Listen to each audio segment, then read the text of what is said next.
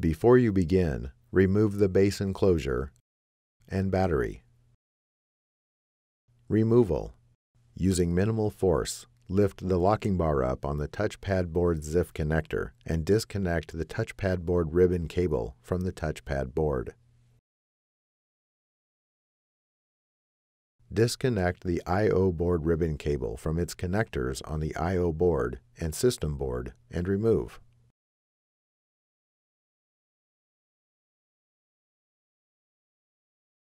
Disconnect the main antenna cable from the wireless module and remove it from the retention tape and routing clips on the I/O board.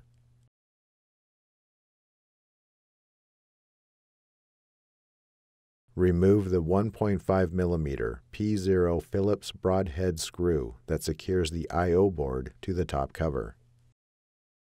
Remove the 7 3.5 mm P1 Phillips head screws that secure the middle frame to the top cover.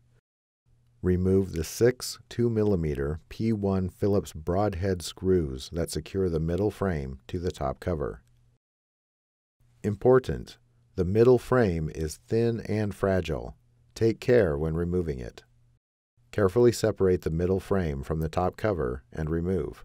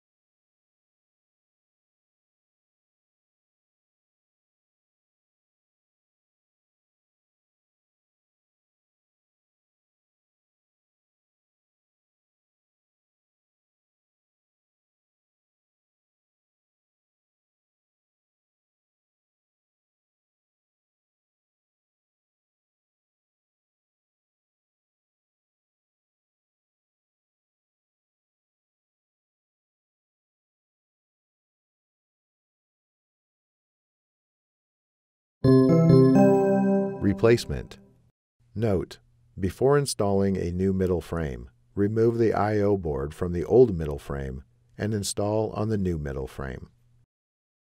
Place the middle frame into position on the top cover and apply pressure to it to secure it into place.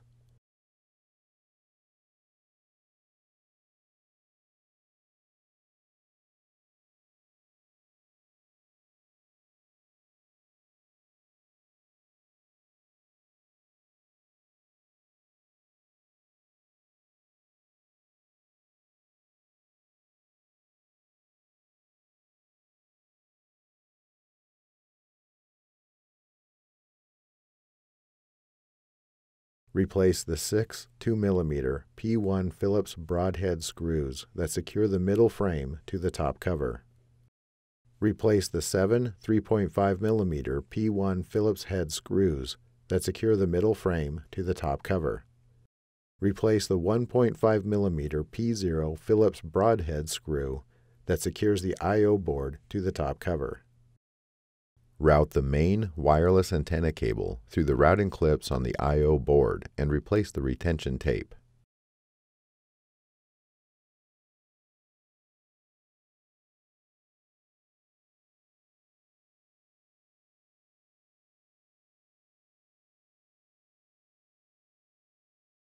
Connect the main wireless antenna cable onto its connector on the wireless module.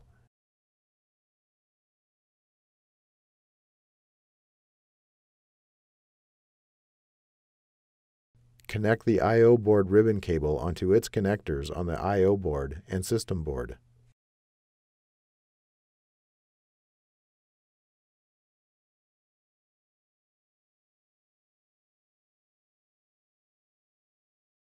Insert the touchpad board ribbon cable into the touchpad board ZIF connector on the touchpad board and press the locking bar down to lock the cable into place.